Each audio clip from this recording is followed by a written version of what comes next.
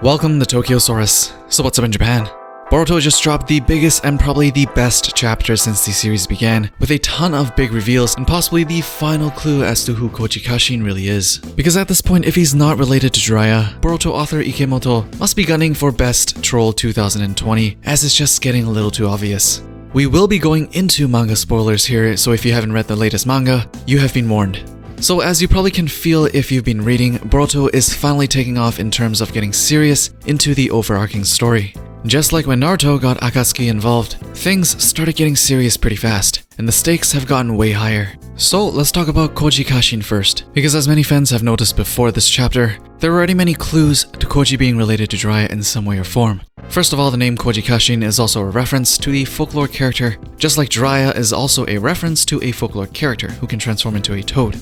Koji physically looks like Jiraiya if he just let his hair grow a little more and tied into a knot. He can summon giant toads like Jiraiya, he can use Rasengan like Jiraiya, he can use Funinjutsu just like Jiraiya, and he also has white hair like Jiraiya. And if you didn't see it before, this is I think the second time they showed off a close-up to his eyes, where you can clearly see a mark that looks very similar to what Jiraiya had running down his eyes.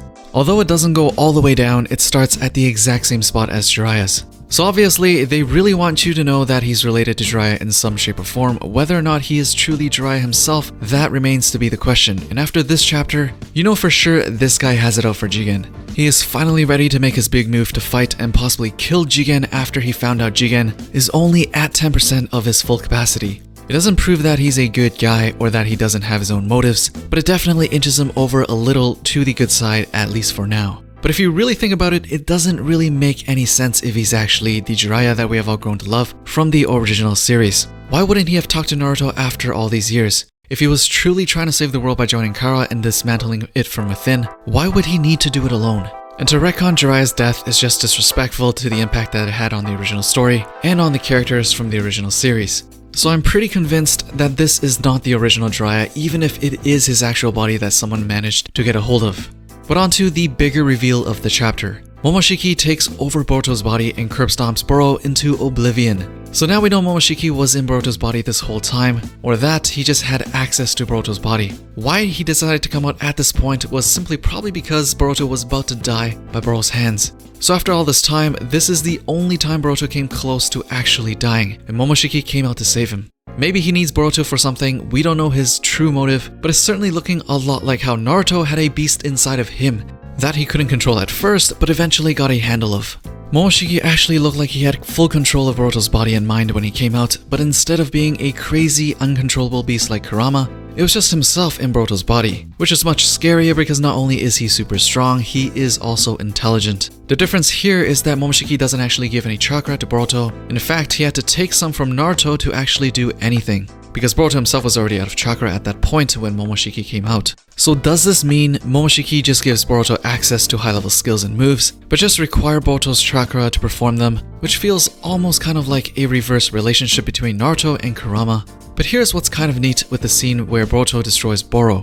Boruto, in his Momoshiki form, Boroshiki or whatever it's gonna be called, said hey to Boro before he wrecked him. This super casual tone is definitely Boruto's side speaking. So you know that Boruto is still kind of there in the consciousness, even though Momoshiki seems to have most of the control here. When Boruto gains back his consciousness, he forgets everything that happened. But not before Momoshiki drops another hint that Boruto is about to lose it all.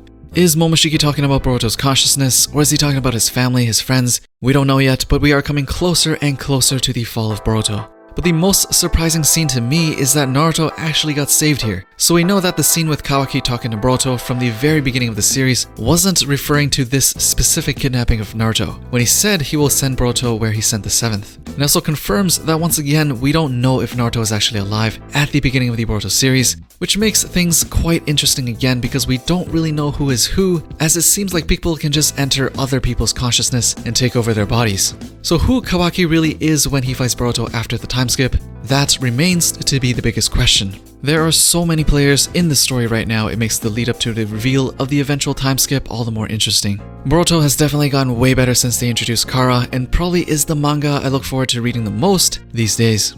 Anyways, do you think Koji Kashin is Jiraiya? What did you think of Boruto's new form, and did you feel it when your boy Mitsuki got smushed? As usual, let me know down in the comments below.